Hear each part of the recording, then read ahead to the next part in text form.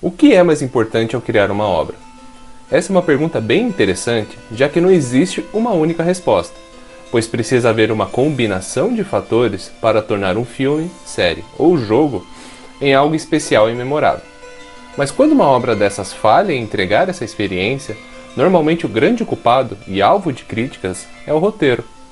Mas o quanto exatamente um roteiro pode ser a diferença entre o comum e o inesquecível?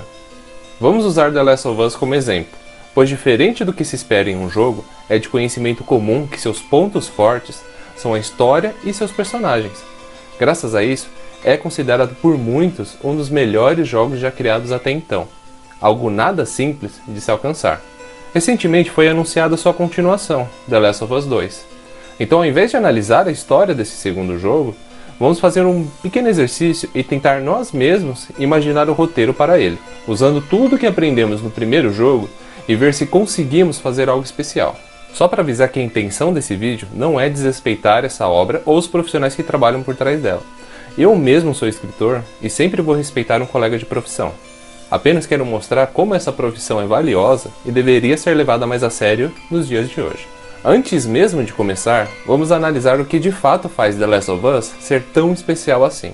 Nele, nós acompanhamos a história de Joel e Ellie, e como eles sobrevivem no apocalipse zumbi que devastou o mundo nos últimos 20 anos. Logo de cara, os escritores fizeram algo sutil e especial no roteiro para mostrar quem é de fato o protagonista dessa história. Mesmo parecendo que são Joel e Ellie juntos, na verdade é apenas o Joel, não só pelo fato de que jogamos com ele durante quase toda a obra, mas quando analisamos como os outros personagens o moldam e mudam ele no andamento da história. Além de Ellie, os outros personagens que merecem uma atenção especial, em ordem de aparecimento e importância, são Tess, Bill, Henry e Sam, Tommy, David e Marlene.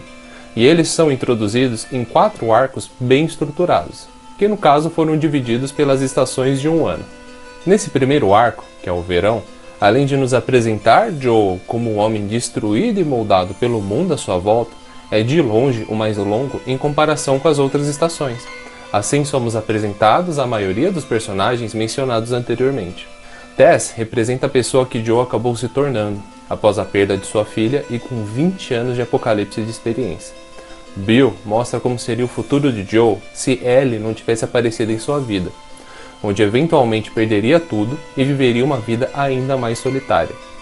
E Henry e Sam servem como um espelho e até exemplo de algo que Joel poderia ter um dia ao lado da Ellie, mesmo considerando o mundo quebrado que eles vivem.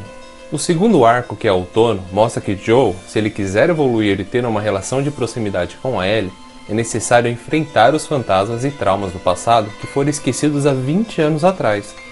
Pois se você se importa de fato com alguém, não é para criar uma barreira em seu coração, e sim permitir que ela entre.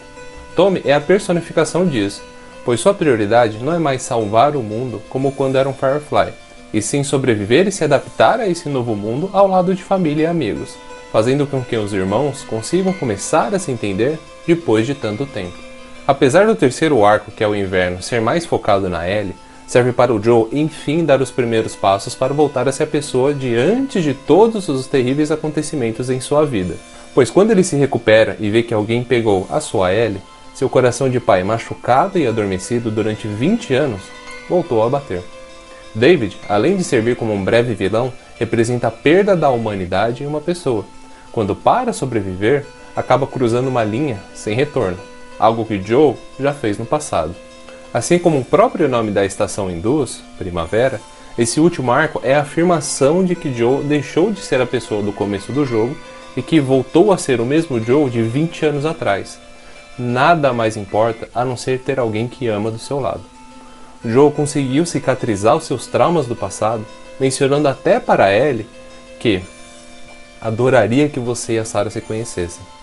Tenho certeza que vocês se dariam muito bem. Apenas confirmando o que Ellie representa em sua vida.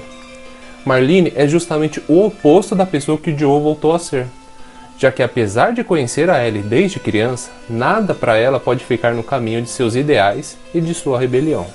Com um roteiro sólido e estruturado, fica mais fácil de entender a mensagem principal de The Last of Us, que é uma palavrinha mágica chamada amor. Joel passou o jogo inteiro evoluindo, seja pelas pessoas que foi encontrando ou com os eventos de cada arco, até aceitar que sim, ele ama a Ellie e vai fazer de tudo por ela. Porém, a genialidade é que Joel ama a Ellie. Ellie ama o Joel. É estabelecida uma relação de pai e filha que ambas as partes precisavam e sentiram falta. Mas é justamente por causa desse amor que eles nunca vão conseguir se entender e ficar juntos. Joel sabe que o mundo acabou, e ao invés de querer salvar ele, apenas quer aproveitar cada dia ao lado da Ellie. Já Ellie não quer mais viver nesse mundo. Quando ela foi mordida e infectada, ela só queria morrer em paz ao lado de sua amiga, mas a sua imunidade arrancou esse desejo de sua vida. Ellie ama o Joel muito antes dele perceber. Então o ano que passaram juntos foi a despedida perfeita para ela. Agora ela pode ir ao paraíso e se juntar com a sua falecida amiga e de quebra usar seu corpo para criar uma cura, dando esse último presente para que Joel possa viver e recomeçar em um mundo livre de zumbis. Enquanto houver amor nessa relação, isso só vai afastar cada vez mais um do outro, já que as suas concepções sobre tal sentimento são completamente diferentes. É isso que faz The Last of Us ser memorável. Então, como escrever algo para uma possível sequência?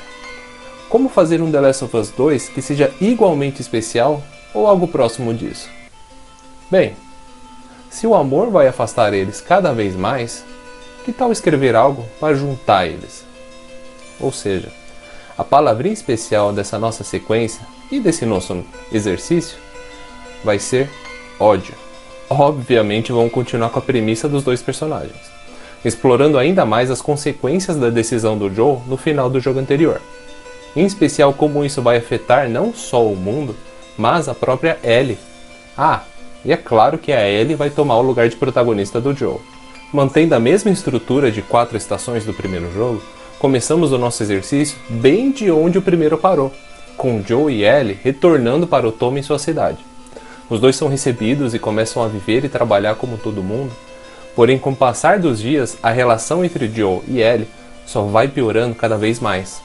Até que alguém especial para Ellie, seja um amigo ou amiga, morre por causa de algum zumbi ou infectado, sendo isso a gota d'água para Ellie. Ellie e Joel voltam para casa e discutem feio sobre suas diferenças e os problemas que eles estão vivendo desde que o primeiro jogo acabou.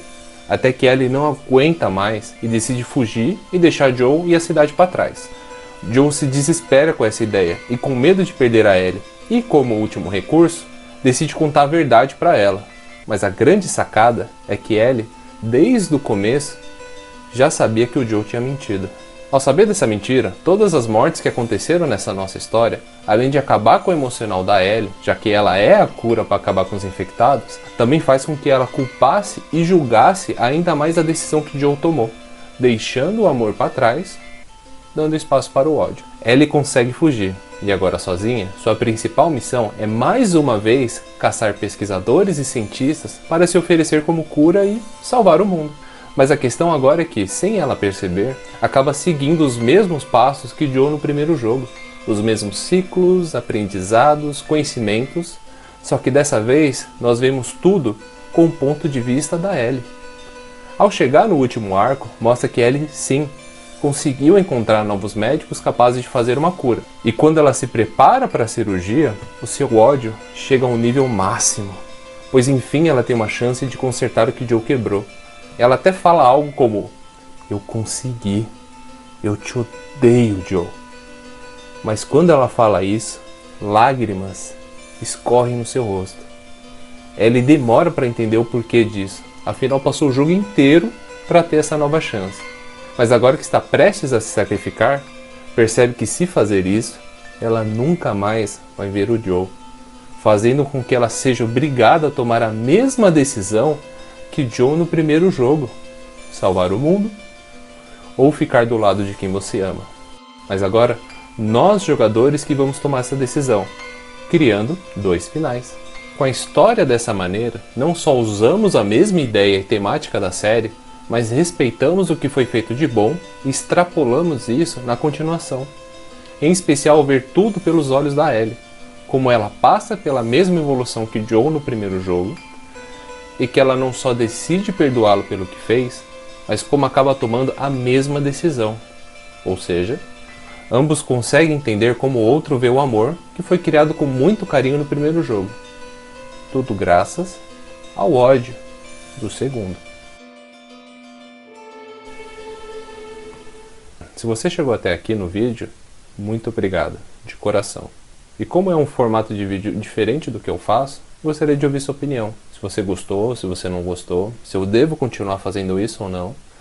Então, escreve alguma coisa no comentário, ou alguma sugestão, feedbacks são sempre bem-vindos. E, se gostou do que foi feito, se inscreva. Seja bem-vindo para o canal. Espero que você goste dos próximos vídeos.